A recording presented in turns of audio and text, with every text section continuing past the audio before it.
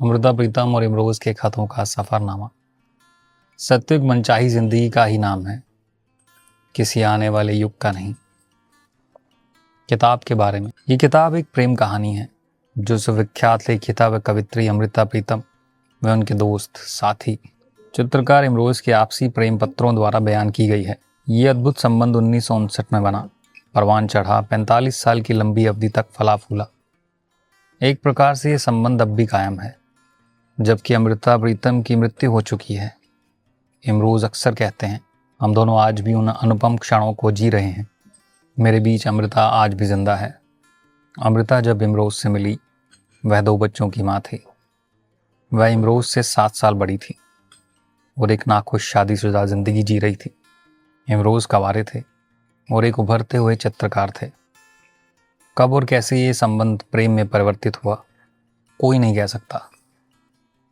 ये किताब इन्हीं 2 व्यक्तियों के प्रेम से ओतप्रोत खतों का संकलन है। एक लेखिका व एक चित्रकार अपनी ही दुनिया के रंगों, विचारों, शब्दों और कविताओं के बीच जीते रहे। अमृता पंजाबी साहित्य की एक बड़ी लेखिका अपने ही जीवन में एक लेजेंड बन गई और इमरोज उनके पीछे एक स्तंभ की तरह खड़े रहे ताकि वह अपने आप को कभी अकेला महसूस न करे। अमृता इमरोज की ये खत मूल रूप से पंजाबी में है। अमृता इमरोज की दोस्त उमा त्रिलोक ने इन खतों का हिंदी में संपादन कर संकलित किया है। उमा त्रिलोक लिखती हैं, अमृता ने जो इमरोज को पहला खत लिखा था वह सिर्फ एक लाइन का था। यह खत इमरोज को तब मिला जब वह गुरुदत्त के साथ काम करने के लिए दिल्ली छोड़ बम्बई चले गए थे। वह एक लाइन का खत था। बम्बई अपने आर्टिस्ट को जी आया कहती है। इस खत में अमृता ने न तो इमरोज को किसी नाम से संबोधित किया और न ही अपना नाम लिखा था। जिस दिन यह खत इमरोज को बम्बई में मिला, उस दिन उन्हें यह लगा जैसे अमृता के अस्तित्व का नाम बम्बई भी है। इमरोज अमृता को बहुत से नामों से बुलाते रहे, आशी से लेकर बरकतें तक, कितने ही नामों से। उन्हें जो भी सुंदर लगता वह उन्हें उसी नाम से पुकारने लगते, जो भी पसंद आता वही नाम रख देते। जब उन्होंने जोरबा द ग्रीक नॉवल पढ़ा तब उन्हें जोरबी पुकारने लगे। स्पेनिश आर्टिस्ट गोया पर लिखे नॉवल द नेकेड माजा को पढ़ने के बाद कितने ही समय तक इमरोज अमृता को माजा कहकर पुकारते रहे। ये नाम उन्हें बहुत अपना अपना लगता था। बाद में उन्हें पता लगा कि मराठी में माजा का अर्थ मेरा होता है, शायद इसीलिए उन्हें यह बहुत अपना अपना लगता था। वैसे घर में खासकर रसोई में उन्हें बरकतें ही कहकर बुलाते थे। वह सचमुच उनकी बरकत थी। इमरोज स्वभाव से ही नौकरी नहीं कर सकते थे। कभी कभी काम की कमी भी हो जाती थी, लेकिन इमरोज को कभी कमी महसूस नहीं हुई। उनका थोड़ा भी बरकतों के स्पर्श से बहुत हो जाता था। एक रात को बातें करते करते 2 बज गए थे। उस दिन सुबह से अमृता के कंधे में दर्द था। वह बिस्तर पर लेटी हुई थी, इमरोज खिड़की में बैठे थे।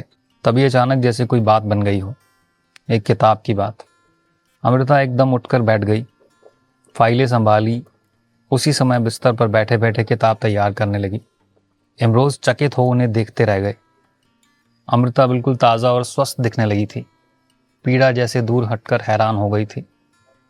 इमरोज हैरानी में उठे और चाय बनाने लगे। फिर चाय का प्याला अमृता के हाथ में थमाते हुए बोले, तुम किस पर गई हो? तो उन्होंने सहज में उत्तर दिया, खुदा पर। उस दिन इमरोज ने जाना कि उनका एक नाम खुदा भी हो सकता था, लेकिन इस नाम से उन्होंने कभी अमृता को पुकारा नहीं, सिर्फ देखा और लगातार देखते रहते जब वह काम करती रहती। खत के बारे में अमृता ने लिखा था, मेरे महबूब, मेरे तसव्वुर, मेरी सारी जिंदगी मुझे ऐसी लगती है जैसे मैंने तुम्हें एक खत लिखा हो। मेरे दिल की हर धड़कन एक अक्षर है, मेरी हर सांस जैसे कोई यात्रा, हर दिन जैसे कोई वाक्य और सारी जिंदगी जैसे एक खत। अगर कभी ये खत तुम्हारे पास पहुंच जाता तो मुझे कभी भी भाषा के शब्दों की मोहताजी ना होती। इसके अतिरिक्त अमृता की कई ऐसी रचनाएं हैं जो खतों की सूरत में हैं। जैसे सुनेहड़े एक लंबी कविता है जो साहिर के खत आने पर शुरू होती है। ये कविता 1953 में लिखी गई थी और सन 1953 को ही समर्पित कर दी गई थी। आखिरी खत अमृता ने साहिर को संबोधित किया, लेकिन उनका नाम नहीं लिखा। यह खत उन्होंने 1956 में लिखा था। ये साल अमृता से इमरोज की पहचान का पहला साल था। उन दिनों इमरोज उर्दू की पत्रिकाओं शमा और आईना के लिए काम करते थे। जब आखिरी खत आईना में छपने के लिए आया तो इमरोज ने अमृता से पूछा, यह खत तुमने किसे लिखा है? अगर तुम बताओ तो मैं उसकी तस्वीर भी बना दूं। तब अमृता कुछ कहने से झिझक गई और इमरोज ने उस आखिरी खत के साथ कोई एक तस्वीर बना दी। एक खत लेख अमृता ने अपने वारिस के नाम लिखा। वह सफ़रनामा किताब में शामिल है। अमृता की कविता साल मुबारक इमरोज़ के लिए एक खत थी, जो उनकी आपसी नाराज़गी के दौरान जनवरी 1961 में अमृता ने इमरोज़ को बम्बई भेजी थी। इस किताब में वही खत शामिल किए गए हैं जो सीधे डाक से उन्हें मिले और जो इमरोज़ ने सीधे अमृता को लिखे। ये बहुत कम लोग जानते हैं कि अमृता के ठंडे कोहरे जैसी विछाव भरी जिंदगी इमरोज़ के आते ही गुलाबी हो गई। अमृता की शख्सियत के इर्द गिर्द जो सुनहरा रंग दिखाई देता है, वह इमरोज़ के प्यार की परछाई था। इमरोज़ के आते ही अमृता की कलम की चिंगारी शोला बन गई। इमरोज़ ही उनकी हिज भरी जिंदगी में रोशनी की किरण थे। अमृता ने यह कहने में कोई गुरेज नहीं किया कि उन्हें प्यार करने वाले की तलाश थी। इमरोज़ ने फिर से अमृता के लिए एक जरखेज़ ज़मीन पर प्यार का एक सपना बना, जहाँ वह फिर से प्यार का आशियाना बना सकती थी।